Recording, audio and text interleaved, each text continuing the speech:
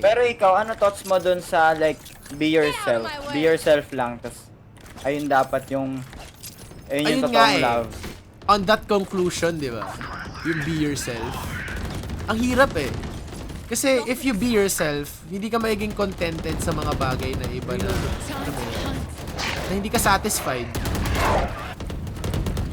Paano, like, di ko get. Kunyari ikaw, yung ano mo, yung words of affirmation yung love language mo. Pero hindi niya binibigay sa'yo yung love language mo. Then, she is not for you. Eh pero natotolerate mo nga yun because you love the person.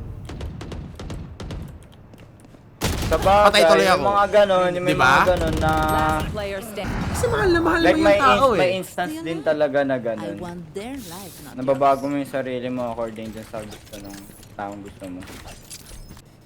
Kayo, ano thoughts nyo?